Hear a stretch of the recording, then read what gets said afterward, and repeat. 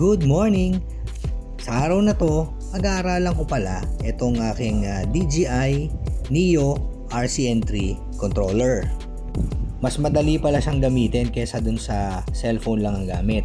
Kasi sa distance, saka sa height, mas mataas. Saka merong normal, sports mode, yung RCN3 controller. So habang nagpapalipad ako, nagpaalam din pala ako. May nakita kasi ako, nagsushoot sila nitong AE92 na Corolla. Syempre, tinake advantage ko na itong aking pagpa-practice.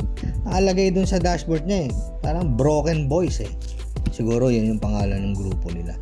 So napakakinis nitong Corolla na to.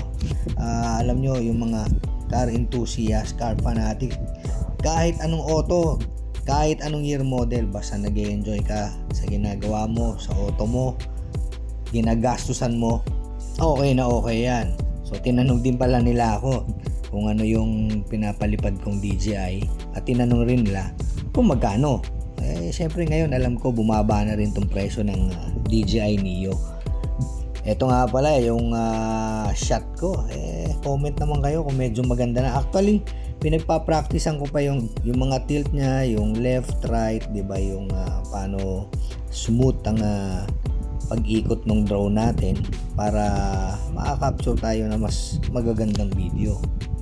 Dito nga pala to sa May Camellia. Alam niyo yung Crossings Cafe? Pag kumanang kayo, tuwing hapon maraming nagja-jogging at maraming tumatambay dyan, nagpa-park.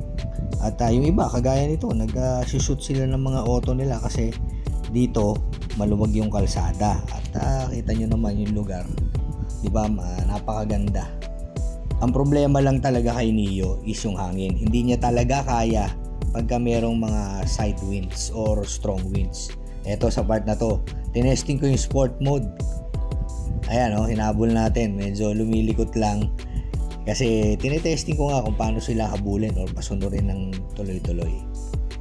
Ayun, thank you for watching. At eto, pauwi na tayo. So, sana makakuha pa tayo ng mas magagandang video, yung mapupuntahan natin iba't ibang lugar.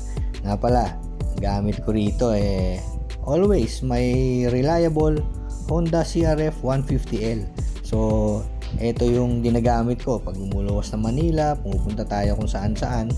Pero ngayon, sa sobrang init, hindi ako masyado makamotor sa medyo busy. Pero soon, makapag-upload tayo ng magagandang lugar sa mga beaches o saan man. So, stay tuned. Thank you for watching.